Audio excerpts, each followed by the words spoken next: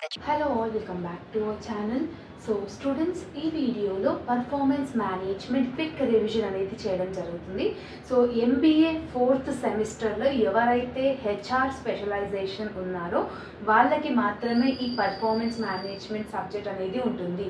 I repeat, HR specialisation వాళ్ళకి మాత్రమే ఈ సబ్జెక్ట్ అనేది ఉంటుంది. సో ఈ వీడియోలో ఈ క్విక్గా రివైజ్ అనేది చేసుకున్నాం. అంటే మనం ఆ పర్ఫార్మెన్స్ మేనేజ్మెంట్ సబ్జెక్ట్లో ఏమేం టాపిక్స్ అన్ని మనకు కవర్ అయినాయి, ఏమేం టాపిక్స్ మీకు గుర్తున్నాయి అనే ఒక ఇంటెన్షన్తో ఈ వీడియో చేయడం జరుగుతుంది.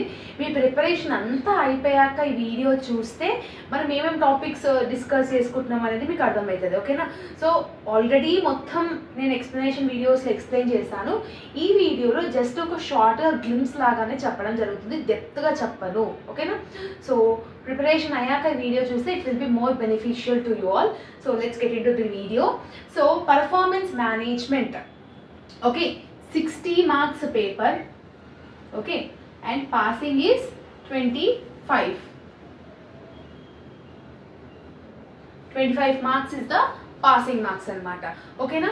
సో ఇది ఒక థియరీ సబ్జెక్ట్, జనరల్ సబ్జెక్ట్ అంటే కామన్గా మీరు ప్రిపరేషన్ లేకున్నా కూడా ఈ సబ్జెక్ట్ గురించి నీకు ఏదైతే నాలెడ్జ్ ఉందో అంత నాలెడ్జ్ నీకు ఈజీగా వచ్చేస్తుంది అనమాట. నార్మల్గా డే టు డే యాక్టివిటీస్లో మనం ఏదైతే పర్ఫార్మెన్స్ చేస్తామో, మేనేజ్మెంట్ ఎలా ఉండాలనుకుంటామో, ఒక ఆర్గనైజేషన్ ఒక బిజినెస్ ఉన్నప్పుడు ఎలా ఉండాలనుకుంటున్నామో దాని అన్నిటి గురించి మనం ఒక సబ్జెక్ట్లో నేర్చుకుంటున్నాము అని అంటే ఆ సబ్జెక్టే పర్ఫార్మెన్స్ మేనేజ్మెంట్ అని అర్థం.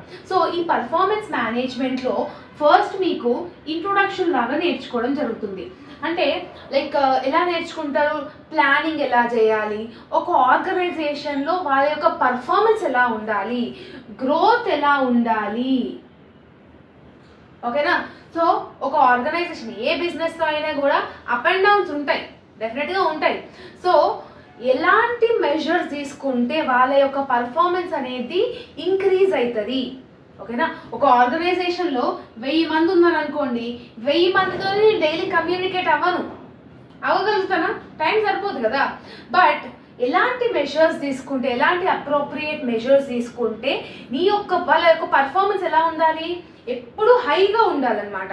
ఇది మనది పని అన్నట్టుగా చేసినట్టుగా ఉండాలి. బట్ ఎవ్రీ ఆర్గనైజేషన్లో ఈ పర్ఫార్మెన్స్ మేనేజ్మెంట్ అనేది తగ్గిపోతుంది అనమాట. ఒకవేళ ఎంత టెక్నాలజీ మనం యూజ్ చేసినా, ఎన్ని ఎక్విప్మెంట్స్ మనం యూజ్ చేసినా, ఎంత ఖర్చు మనం పెట్టినా కూడా పర్ఫార్మెన్స్ మనకు అప్ టు ద మార్క్ లేకపోతే it is useful? Definitely no కదా.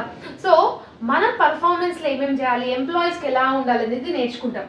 Next important topic 360 degree appraisal అని అంటాం. అంటే ఒక ఎంప్లాయీ వాళ్ళు చేసిన పనిని మెచ్చుకుంటూ మనం అప్రైజల్స్ అనేది ఇవ్వచ్చు. అంటే అప్రైజల్స్ ఇన్ ద సెన్స్ అందులో బోనస్ అవ్వచ్చు, ఇన్సెంటివ్స్ అవ్వచ్చు, పర్క్స్ అవ్వచ్చు, ఎక్స్ట్రా బెనిఫిట్స్ అవ్వచ్చు, శాలరీ హైక్ అవ్వచ్చు, ఏదైనా అవ్వచ్చు. ఎస్, వాళ్ళ కమ్యూనికేషన్ మంచిగా ఉండాలి, వాళ్ళ కోఆర్డినేషన్ మంచిగా ఉండాలి, వాళ్ళు ఏదైతే ఆర్గనైజేషన్లో పర్ఫార్మెన్స్ ఏదైతే యాక్టివిటీస్ చేస్తున్నారో అది కూడా అప్ టు ది మార్క్ ఉండాలి. ఎస్, ఇప్పుడు ఎవ్రీడే వీటికి ఇంత అచీవ్ చేసుకుంటే నీకు 1000 రూపీస్ వస్తాయంటే that every one will do that task, no. So goal setting అనేది ఇంపార్టెంట్. డిఫరెంట్ స్ట్రాటజీస్ని మనం ఫాలో అవ్వుకుంటూ గోల్ అనేది సెట్ చేసుకుంటూ ఉండాలి. ఓకేనా? Various strategies of goal settings కూడా మనం నేర్చుకున్నాం.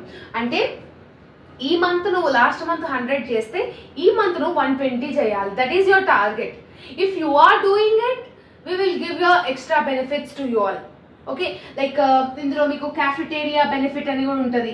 Yes, so cafeteria is a free of cost. కొంతమందికి లైక్ కొన్ని ఆర్గనైజేషన్స్లో పెద్ద MNC కంపెనీస్లో చూసుకుంటే వీకెండ్స్ ఉంటాయి, లాంగ్ వీకెండ్స్ పిక్నిక్స్ ఉంటాయి. ఇవన్నీ ఎందుకు ఉంటాయి, ఎందుకు ఇవన్నీ ఇస్తారు? వాళ్ళకి ఏం పైసలు ఎక్కువ ఇస్తారా? ఎప్పుడైతే ఇవన్నీ ఇస్తారో ఎంప్లాయీస్ వాళ్ళు వర్క్ చేయాలనే ఒక క్యూరియాసిటీతోని ఇంకా ఎక్కువ వర్క్ అనేది వాళ్ళు చేయడం జరుగుతుంది. ఓకేనా? So that is also one of the main concept in this performance management. ఒక ఆర్గనైజేషన్లో ఎలా ఉండాలి, ఇంకా డిఫరెంట్ లాస్ ఉన్నాయి మనకి. యాక్స్ లాస్ అని చెప్పేసి, డాట్సన్స్ లాస్ అని చెప్పేసి డిఫరెంట్ లాస్ గురించి మనం నేర్చుకోవడం జరిగింది. ఆ లాస్ గురించి కూడా క్వశ్చన్స్ వస్తాయి. ఆ లాస్లో ఒక ఎంప్లాయీకి మేనేజర్కి ఎలాంటి రిలేషన్షిప్ అనేది ఉండాలి. ఓకేనా? ఇప్పుడు మన మేనేజర్ ఇప్పుడు డౌట్ అడిగితే వాడు చిరాగ్గా చెప్తే మనకు అడగబుద్దు కాదు.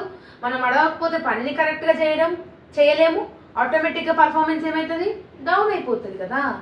సో మేనేజర్కి, సబార్డినేట్స్కి, టాప్ లెవెల్ మేనేజ్మెంట్కి, లో లెవెల్ మేనేజ్మెంట్కి ఎలాంటి అప్రోచెస్ ఉండాలి. ఇక్కడ టాప్ డౌన్ అప్రోచ్ ఉంటాము, బాటమ్ అప్ అప్రోచ్ అని అంటాం. బాటమ్ అప్ అప్రోచ్ అని అంటే ఇలా ఉంటుంది,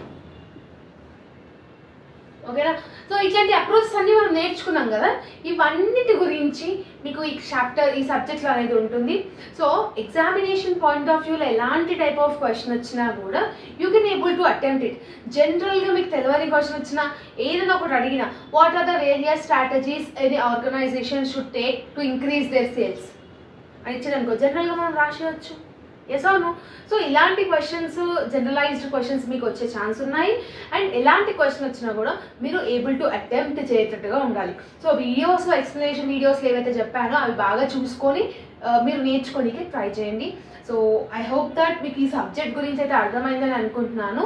ఇంకేమైనా డౌట్స్ ఉంటే కమెంట్ సెక్షన్లో కమెంట్ చేయండి. All the very best for your examination as well as your preparation. See you all in next video. Bye everyone.